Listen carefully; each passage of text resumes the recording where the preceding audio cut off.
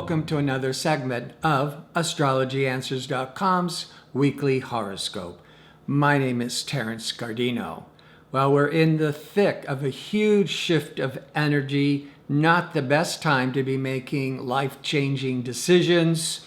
That is because, as I mentioned last week, Mercury, the planet of gathering information, communications, making commitments, is retrograde. So we don't have all the best information to make the wisest decisions through September the 22nd. Also, we had the solar eclipse on September the 1st, and then a full moon lunar eclipse on September the 16th. And this is really shaken up the energy, bringing new energy in, maybe shoving old energy out. Just depends on how it's affecting your chart. But with the eclipses and the retrograde Mercury, it is best to just lay low and wait until the dust settles and see where all this energy is taking you. But there is a bright spot, as on Friday, September the 9th, the expansive Jupiter is leaving Virgo and moving into Libra for 1 year. Jupiter is, of course, about opportunity, growth, and expansion. Now, when Jupiter was in Virgo all last year, it was going up against Saturn, which is more restricted, and when Saturn is in Sagittarius. So the Saturn was actually delaying and frustrating and blocking any of these Jupiter opportunities. So whatever you were expecting, it was a little bit less, it took longer. And of course, it just depends on your individual chart. But now that Jupiter is moving into Libra this Friday for 1 year, Libra is a sign quite compatible with Sagittarius, as Libra is an air sign and Sagittarius is a fire sign.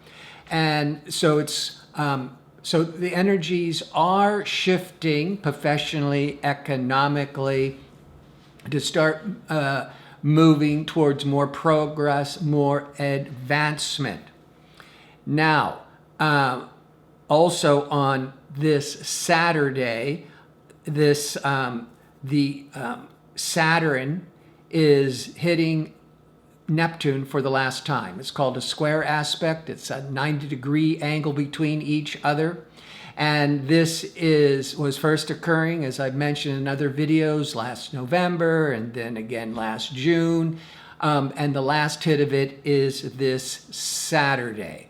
And so think of it as Saturn is our limitations, our boundaries, where we lock in and stay very stoic and in control. And the Neptune comes along, not very often, and dissolves those limitations. Now, it will often trigger a lot of anxiety and fear because the Saturn is where we anchor ourselves in to feel more secure. And then Neptune comes along and dissolves the security. So you'll see economic anxieties, a lot of fear permeating throughout the world with all these tragic events we've been going through. But the good news is that this is the last of it, and it won't happen for a number of years again. And it's actually a great opportunity to face our limitations, to face our fears, and the Neptune will help dissolve those blocks. Now you have to be able to get beyond your fears. You have to face your fears, and that can certainly provoke a lot of anxiety, but we can become stronger and move through them. Also on Saturday through Sunday, that Saturn-Neptune is just peaking Saturday. We're feeling it all month with the retrogrades and the eclipses. And again, not the best time to make life-changing decisions. But the Jupiter is shifting and bringing us this new energy. And also over the weekend, Venus, the planet of relationships, is in hard angle to Pluto. So this could also be a month and peaking this weekend when when our relationships could be changing, or we could also be changing our patterns, which is a lot healthier for us. Now, the beginning of the week, we did have on Tuesday, the Sun is excellent with Pluto, and on Wednesday, Venus is excellent with Saturn. So these are energies that are bringing a lot of much more stability to help us move through all this major transitional energy. The Sun to the Pluto helps us make the necessary changes and to transform and to feel more empowered as we move through this big shift of energy. On Wednesday, it's the peak of the Venus, the Saturn.